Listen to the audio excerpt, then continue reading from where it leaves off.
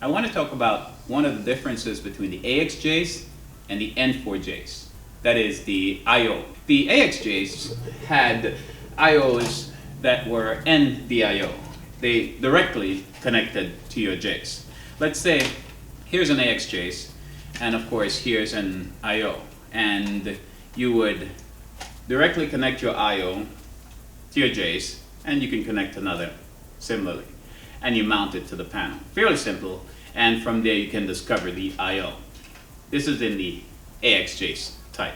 Now, with the N4Js, things changed a bit.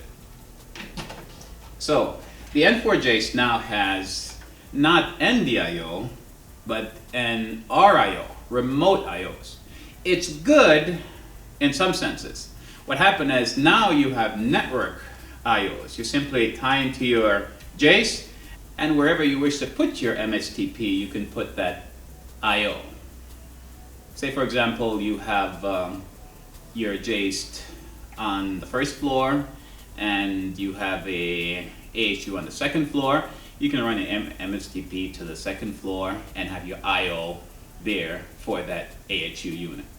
So in this case, it's great because you don't have to put everything in the panel like the AXJs. So that's one of the benefits. You can have the remote IO wherever your MSTP wishes to be. And you simply, if you have more than one, you simply daisy chain the remote IO. That's a benefit. The drawback? Well, years ago, we had controllers that were on a network. You had a main controller, and then the other controllers for the units were more dummy controllers. They didn't contain brain, they didn't contain any sort of actual functions. They were simply taking everything from the main controller.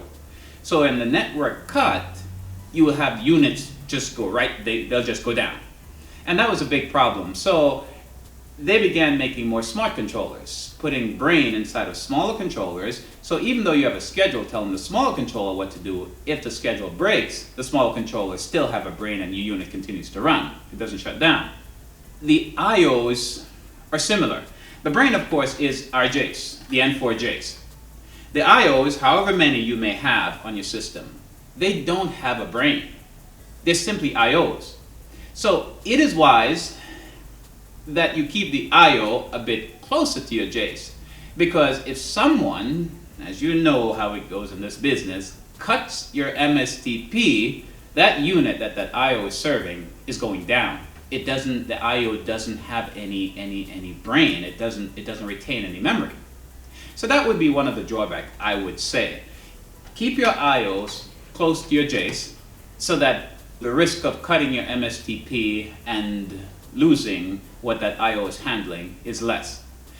I prefer to keep my IOs in the same panel as my Js, in which case they'd have to shut down the panel, or you could find the problem really quick because it has to be inside the panel if, of course, your IO stops doing what it should be doing. Aside from that, it's great to have the option of moving your IOs around with the new Js N4.